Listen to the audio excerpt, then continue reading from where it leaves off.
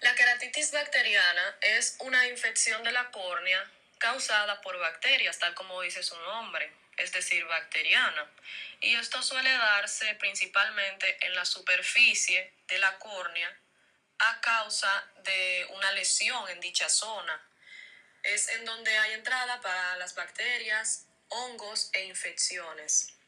Entre las bacterias más comunes que infectan a dicha parte del ojo provocando queratitis bacteriana, tenemos las pseudomonas aeruginosas, Streptococcus aureus, Streptococcus pneumoniae, entre otros.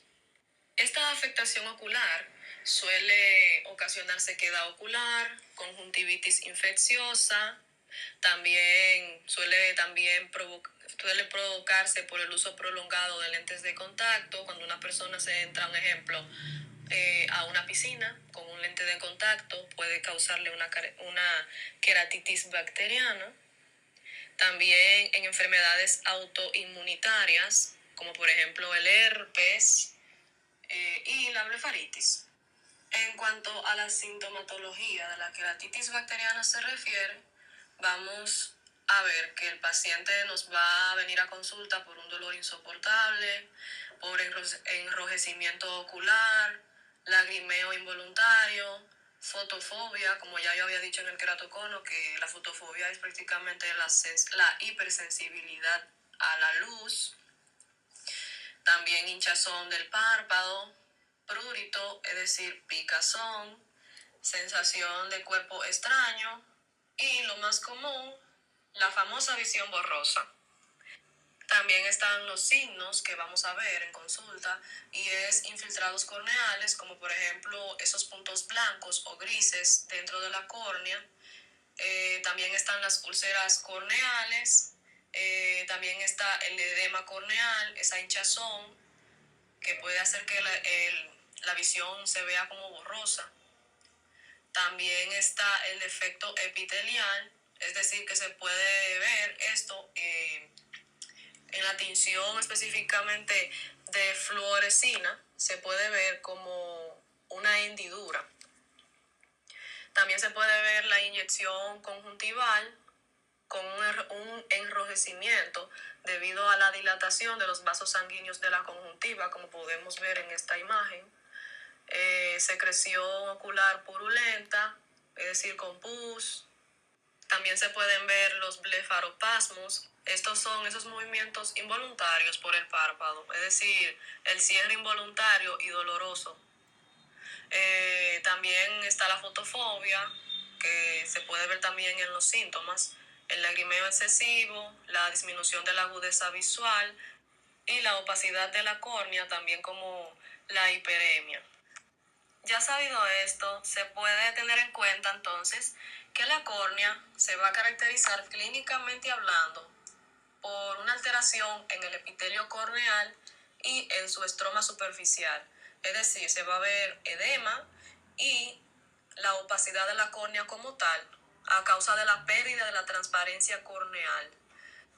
En cuanto al examen oftalmológico, suele realizarse comúnmente la tinción con fluoresceína para revelar las erosiones del epitelio corneal. En cuanto al examen oftalmológico se refiere, vamos a examinar el ojo, a examinar la agudeza visual, la hendidura de la córnea, también hay exámenes de sangre, también exámenes de cultivo y frotis.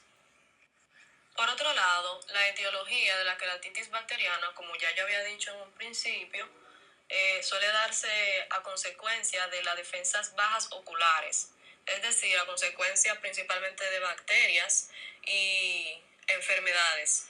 Una de estas enfermedades es la gonorrea, la amigdalitis, la influenza, entre otras. En cuanto a las bacterias más comunes, encontramos las pseudomonas aeruginosas. Estas son muy agresivas, relacionándose con lentes de contactos en más de un 60%. También está el Streptococcus aureus, que se presenta como un infiltrado blanco o de color amarillento. Y el Streptococcus. Toda esta familia de Streptococcus suelen ser muy agresivos.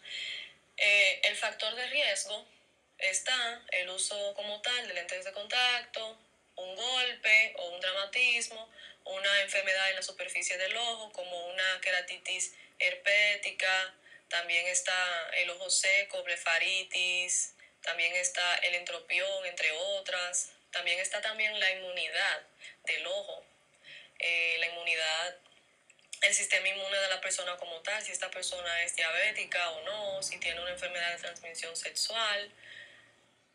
En cuanto a los signos clínicos, vamos a ver que se va a ver un defecto epitelial con infiltrado, vamos a ver edema del estroma con pliegues de la membrana de Descemet y uveitis anterior.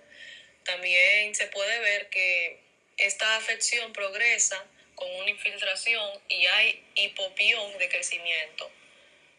También se puede ver úlceras graves en a consecuencia de las pseudomonas. También se puede ver endooftalmitis. Esta afectación es infrecuente, pero suele darse en ausencia de perforación, y la cicatrización, vascularización y opacificación de la córnea como tal. Aquí podemos ver una imagen en donde están los signos y síntomas ya mencionados. En cuanto al diagnóstico diferencial de la queratitis bacteriana, suele diagnosticarse por error como una queratitis tóxica, en otros casos como una queratitis ulcerativa periférica.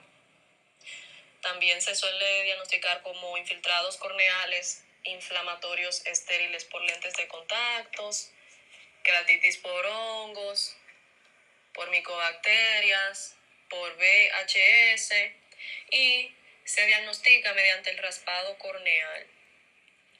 Para tratar esta enfermedad se medica al paciente con un tratamiento local, es decir, un antibiótico de amplio espectro cada 24 o 48 horas.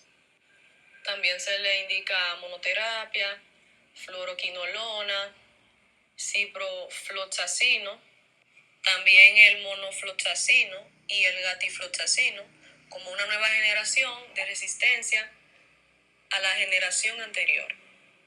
En la terapia dual también están los antibióticos reforzados, como por ejemplo el cefalosporina, los aminoglucósidos.